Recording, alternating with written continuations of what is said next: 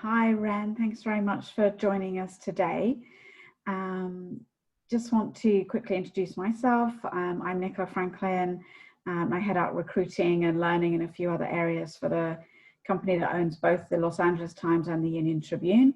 And we're joined today by Wren Bach, who's the UX UI lead. So thank you very much for joining us and answering some questions, Wren. Great. So could you first of all just please introduce yourself and your role, at the LA Times and what your team does? Yes, so I'm the head of experiential and brand design, mainly focused on Los Angeles Times newsroom, but also San Diego when projects present themselves. We are at the intersection of where editorial, business, and marketing all meet up. Mm-hmm. So the design team is very active in the presentation to our readership around editorial either coverage or initiatives, as well as fulfilling like a lot of our business needs around coming up with subscription platforms, ensuring that the brand experience is singular through all of our digital touch points, whether they land on the business side or on editorial side. So we cover a wide range of platforms such as web, email, newsletters, the mobile apps, into media, like Apple TV, for all of our just all of our projects. So which are great news. Yeah, sounds like a lot. So within that kind of creation process for all those different products, whether it's on the business side for subscriptions, for example, or for editorial, like what part does the kind of the UX and UI team play in that whole kind of process? Well, we're there from the start. I think a misnomer around UX, UI is that, we get something in and then we sit at our computers and we make pretty pictures and then we hand it off to developers. And that is just one part of our larger responsibilities. A lot of what we do is around strategy.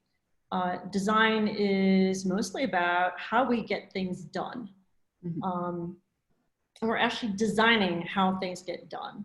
Whether you're a reader trying to move from one article to the next, or you're a marketing manager trying to build out or trying to create landing pages for subscriptions, right? We're trying to create just good strategic execution, whether it's on the internal side or on the public-facing side to get your goals met. So that is really what our team focuses on. Yes, we do make things beautiful and pretty as well, but a lot of it is around strategy and thinking from the human-centric level. Mm-hmm. So it's kind of about that customer journey and how they step through things, and is it usable or are they going to get lost halfway through? Exactly, or how much time does it take? Can I do it on my phone as easily as I do it on my desktop? It's removing all those obstacles in order for whoever is using anything with LA Times brand on it to happen as quickly and as smoothly and as intuitively as possible. Yeah, no, great, thank you. So for yourself, can I just ask what you enjoy about working, at the Times? Oh, what do I enjoy working at the Times? Well, there's a lot of collaboration. That's really important and really key in building good culture. We're also very honest. We're honest with each other. We're honest with our readers and our customers. We definitely have a ethical and moral compass when it comes to what we're doing, and that happens at every single level of the company. And when we're not meeting those standards that we set up for ourselves, and reaching that bar, you know, we hold ourselves accountable to it, and we make every effort to reach it, whether it's individually or as a group, and in supporting each other. So I think that's a really great differentiation between the LA Times and other companies that I've worked at. Overall, especially as someone in the creative industry, what gets me out of bed every day is that we serve the First Amendment of the United States of America. And that's really important. Sometimes we lose sight of that. We are part of we're an integral part of our country's democracy. And that's what motivates me to serve our community, and at the local level, and also at the national level, and sometimes even at the international level. That's an honor to do that. It's an honor to have a career in this industry, and it's definitely something that is a touchstone for the design team, constantly, every day, you know, when we get out of bed. Yeah, it's not just clocking in for a paycheck. Right, we're not serving somebody else's, you know, bottom line. We're not, you know, just working for like a random owner. You know, we are really here for the city of Los Angeles, and for the city of San Diego, and making life like intrinsically better through knowledge, right, and truth, and it, you know, creating transparency. Yeah, great, thank you.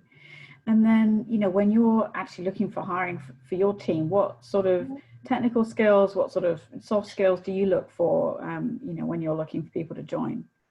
Yeah, well, technical skills is a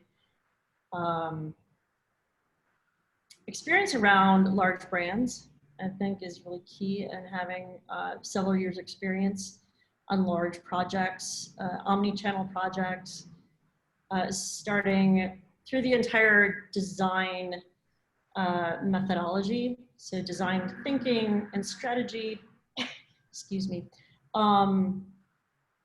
you know, good balanced skill sets around being able to look at something from an objective standpoint or from a user standpoint, applying empathy, being able to come up with a hypothesis and a point of view around a particular problem, identifying what those problems are, mapping out those journeys, going into wireframes, building prototypes, and then also establishing and applying our brand standards.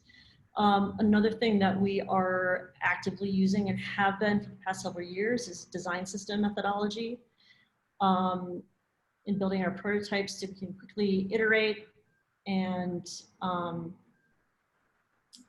experiment at the offset, and even do a little testing here and there when time permits. Unfortunately, we're still in a workflow where we're moving very quickly. Apologies to everyone watching this. There's lots of smoke in the air in Los Angeles today. A little dry. As far as soft skills go, I think for our particular culture, again, you know, I come back to being honest and pragmatic.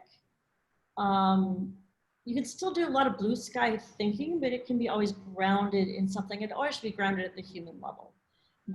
So that kind of strange combination of being able to trust your intuition, look at things from the reader perspective outside your own, and then combine that with, you know, our goals and objectives around editorial and business. So that's definitely a skill set that's learned through experience. It's something that's very valued within our design group.